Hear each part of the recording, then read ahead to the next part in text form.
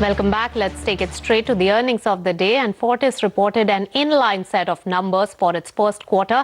However, the stock will continue to see excitement because of the in-principle nod given by the board to demerge its diagnostics business. Joining me now to discuss all that and the numbers overall is the CEO of the company, Bhavdeep Singh.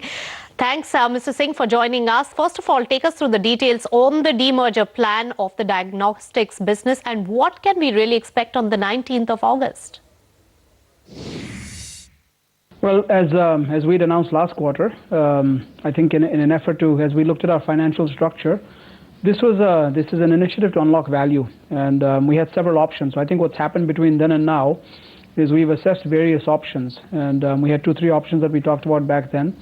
And after some diligence, we've come to the conclusion that a demerger is the best way to go. And at our board of directors meeting this morning, we had a conversation around that. And as you just mentioned, we have an in-principle approval to go forward. So what's going to happen now is that we've actually put together a committee that's going to be working on the details around this demerger. Just exactly what does it look like, what's going to be involved. I think the valuation becomes a key element here. And on the 19th, we're going to hear a recommendation from this committee with respect to how we go forward, what the timeline is going to look like, and the implication, the impact of all of it. So I think this is very exciting. It's wonderful for the shareholders, and I think just going forward, it's a good way for us to continue to run both businesses very effectively. They're both very robust, strong businesses, and I think this puts both of them on very strong footing. So, Mr. Singh, help us understand, is the diagnostic business going to be spun off and listed separately?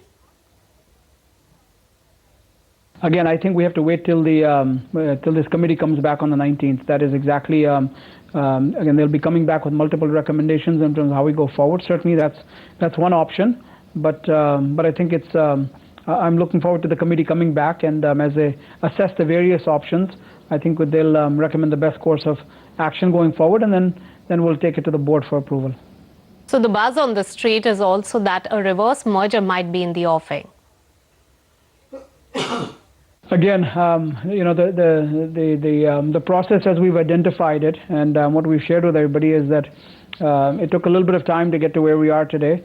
We've said let's take 2 more weeks to figure out exactly how we go forward. I think it would be premature for me to speculate on what the options might be. 2 more weeks and we'll know, and you know, we'll probably be sitting here and maybe having a conversation on where we go from here. All right, 2 weeks is a long time, but Mr. Singh, but coming to the earnings now, margins have improved slightly for the company, but when can we really see the margins coming in double digits? You know, so the good news is that we have a PAT positive quarter, and we feel very good about that. We've been talking about that, and certainly that's an encouraging sign. I think actually the best news here is that the business is moving in the right direction. Our hospital business grew by north of 9%, 9.5%, almost 10%.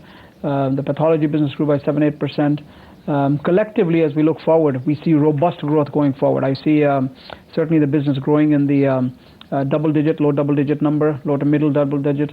And I think the business is moving forward in the right direction. There's good cost control. I think in terms of double-digit, a little bit hard to tell going forward, but certainly we see that as something that's in the not-too-distant future. So all indicators seem to be looking up.